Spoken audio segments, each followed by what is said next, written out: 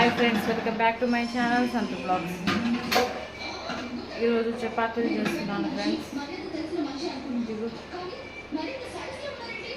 చపాతీలు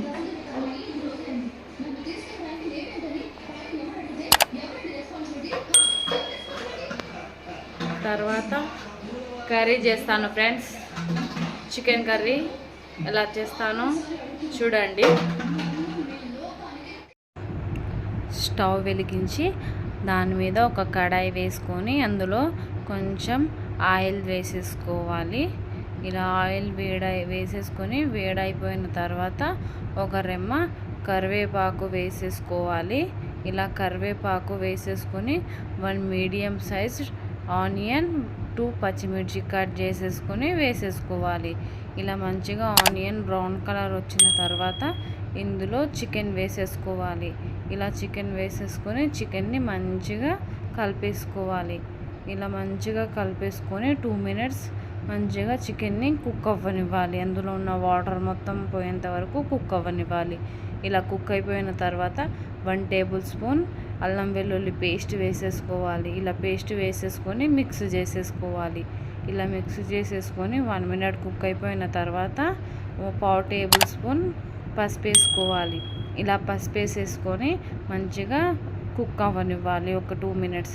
ఇలా కుక్ అయిపోయిన తర్వాత ఇలా చూడండి, ఇందులో మంచిగా ఇలా కుక్ అయిపోయిన తర్వాత మీడియం సైజ్ టమాటోస్ వేసేసుకోవాలి కట్ చేసేసుకొని.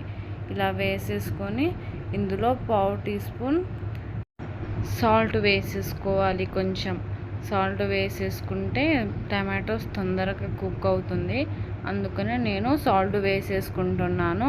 ఇలా సాల్ట్ వేసేసుకొని మంచిగా కలిపేసుకొని ఒక 5 మినిట్స్ కుక్ అవ్వనివ్వాలి. ఇలా కుక్ అయిపోయిన తర్వాత 3 టేబుల్ స్పూన్ కారం వేసేసుకోవాలి. ఇలా కారం వేసేసుకొని కారం మంచిగా కుక్ అయ్యేంత వరకు ఒక 5 మినిట్స్ కుక్ అవ్వనివ్వాలి.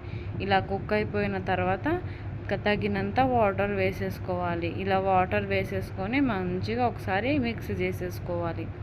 చూడండి, ఇలా మంచిగా మిక్స్ చేసేసుకొని ఇంకో 5 మినిట్స్ మంచిగా కుక్ అవ్వనివ్వాలి చికెన్ని.